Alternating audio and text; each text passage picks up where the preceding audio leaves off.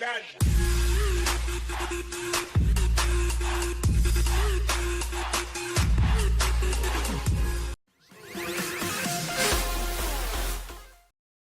Cowboys are like the Raiders. They both have dominant offenses with questionable defenses. The Raiders' defense as a whole needs to play better. Their run defense has been below average, but their pass defense has been dreadful. Busting coverage has been happening since last season, and the Raiders need to show improvement all over the defense. The Raiders' offense looked to be in mid-season form and should continue rolling against the Cowboys' defense. The third preseason game is typically a dress rehearsal for the regular season, but don't expect much to be shown on either side. They play each other during the regular season, so nothing will really be shown. Still, the Raiders' offense should have no problem scoring. Obi Melifonwu is set to play for the first time this preseason. He is expected to play the hybrid linebacker/safety role and will be asked to cover tight ends. The Raiders have had a huge problem covering tight ends for the last few seasons, and Obi is built to cover them. He's an athletic marvel and shows up well on the football field. Jason Witten isn't the player he used to be, but he still gets open. If Obi can show good coverage against Witten, we are one step closer to solving the tight end problem. Donald Penn just returned to the Raiders and is set to get a few starting reps at left tackle. The coaches want to bring him back slowly and just need him to get back into game shape.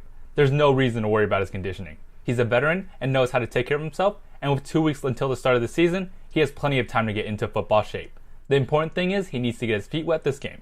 That shouldn't be a problem with the Cowboys' defensive front. First-round pick Gareon Conley has an outside shot of playing at this game.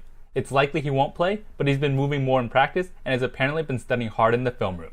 His shin injury has kept him out all of camp, but the talent is obvious. The Raiders' secondary has been atrocious so far, and he can go a long way towards making it respectable. Game reps are valuable, and I want to see him out there for a series or two.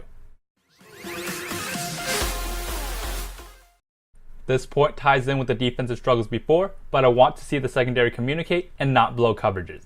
We can't have receivers running uncovered like the previous 2 games.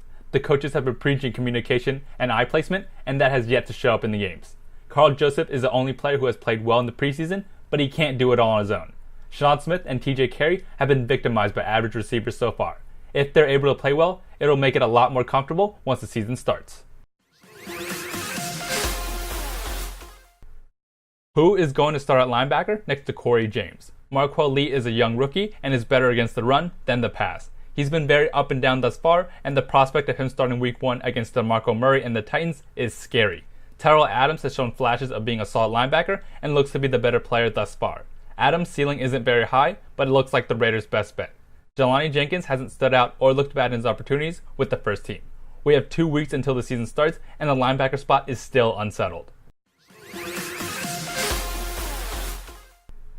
Enough about the defense, and now let's look at the offense. With Penn back, the battle for right tackle can now begin. Truthfully, I have faith in both Marshall Newhouse and Vidal Alexander being the starting right tackle. They both have started against the Rams, and the line didn't look like it missed a beat.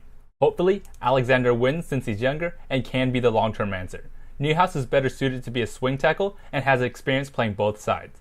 Either way, the Raiders are in good shape, and both players got valuable reps with Penn out.